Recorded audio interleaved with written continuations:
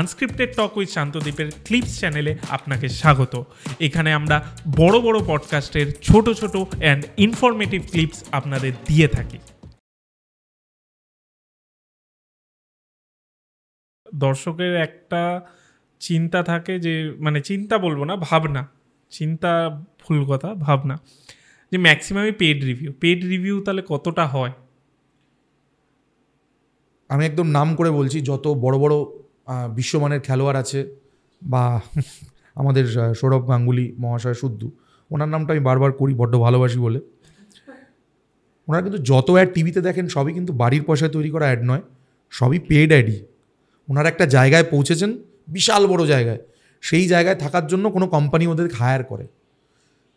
এবার সেই সমস্ত কোম্পানি বাস্তব চিত্রে দাঁড়িয়ে ইনস্টাগ্রাম আর ফেসবুক কন্টেন্ট ক্রিয়েটার ইউটিউবারদের হায়ার করে তাদের বাজেট অনুযায়ী, সেই পেড অ্যাড করার জন্য। ওটাও তো কাজ, এটাও কাজ। আর যারা সমাজে প্রতিষ্ঠিত মানুষ, রাজনৈতিক নেতা হোক, খেলোয়াড় হোক, তাদের পেটে এত খিদে, জেলে গেলেও খিদে মেটে না।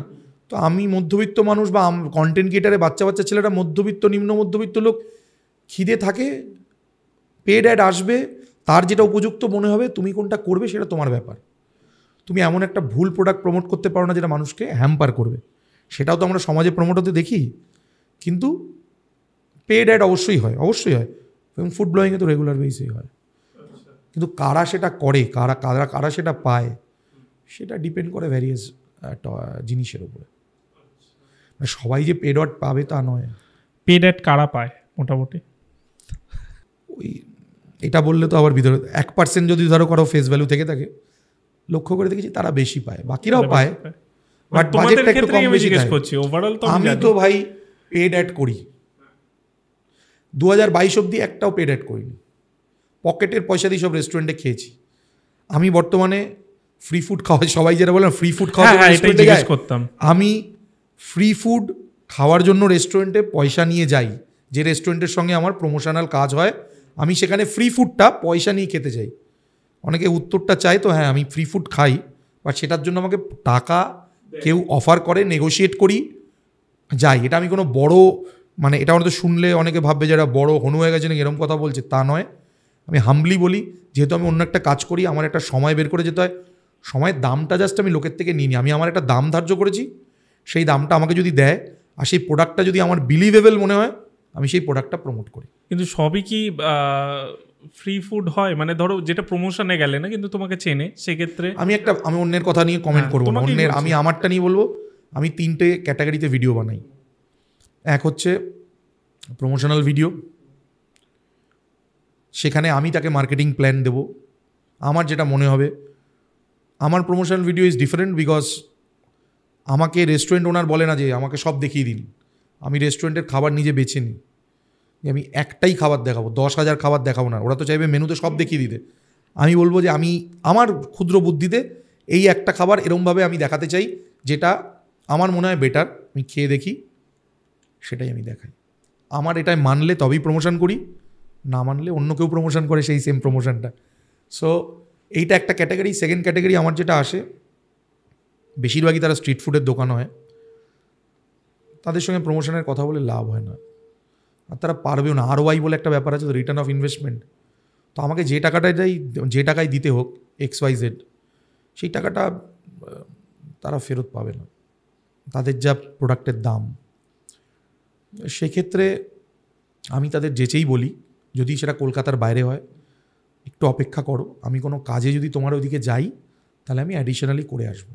এটাই আমার সবাইকে উত্তর, যারা ইনবক্সে আমার থেকে উত্তর পান বা ফোনে আমার টিম থেকে উত্তর পান, যে আপনাকে টাকা দিতে হবে না, একটু অপেক্ষা করতে হবে। কারণ আমি আলাদা করে আপনার জন্য এখান থেকে উঠে কালকে সকালে কৃষ্ণনগর চলে যাব, আমার পক্ষে সম্ভব না। বিকজ যেহেতু আমি অন্য কাজের সঙ্গে যুক্ত, অন্য কোনো কাজ নিয়ে গেলাম, আপনারটা আমি অবশ্যই কোনো পয়সা চার্জ করবো না, করে দিয়ে আসবো। এবং আমি সেখানে আগ্রহী থাকি, যেহেতু সেই দোকানগুলোর খাবারের দাম অত্যন্ত কম থাকে, যে টাকা দিতে।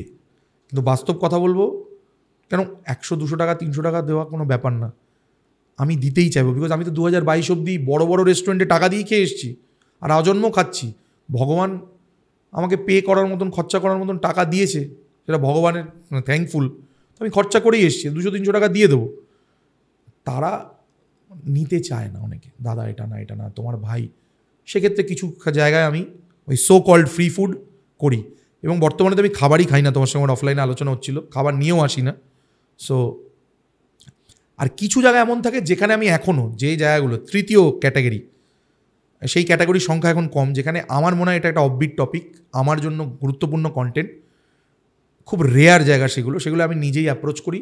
সেখানে তো টাকা পয়সার কোনো ব্যাপারই নেই, সেখানে কোনো প্রশ্নই আসে না, সেখানে আমি নিজে বিল পে করে জোর করে সেই ভিডিও বানিয়ে চলে আসি।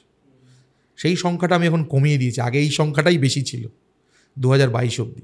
এই সংখ্যার ক্যাটাগরিটা আমি কমিয়ে দিয়েছি, তার কারণটা আমি এতক্ষণ ধরে বলেছি। সেই 3 ধরনের ভিডিও বানাই। সো আমি একদম মানে আই এম প্রাউড যে আমি প্রমোশনাল ভিডিও বানাই, ফ্রি ফুডের ভিডিও বানাই, পয়সা দিয়েও ভিডিও বানাই।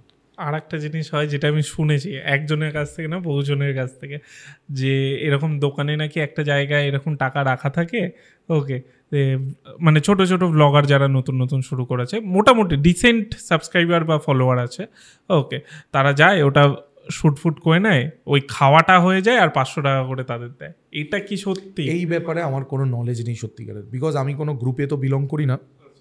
অনেক হোয়াটসঅ্যাপ গ্রুপ আছে, তো ফুড ব্লগারদের কোনো গ্রুপে আমি নেই আর কি। তো এই ব্যাপারে আলোচনা হলে তোমায় আমি আলোকপাত করতে পারতাম, আমার এই ব্যাপারে একদম নলেজ নেই। এটা আমি শুনেছি, মানে ওর জন্য যা রটে জিজ্ঞেস করলাম। যা রটে তার কিছুটা তো বটে, হতেই হ্যাঁ। পারে, হু নোজ, হতেই পারে। 500 টাকাটাও টাকা, যদি কারো মনে হয় 500 টাকাই তার চার্জে 500 টাকা নিতেও পারে, সেটা তার ব্যাপার। আই ডোন্ট নো, মানে আমি সেটা জানি না, আমি এই ব্যাপারে তোমায় ভ্যালিডেশন দিতে পারবো না। এরকমই বিভিন্ন আরও ক্লিপস পাওয়ার জন্য, আরও বিষয়ে জানার জন্য আমাদের এই চ্যানেল ইউটিএস ক্লিপসকে অবশ্যই সাবস্ক্রাইব করুন।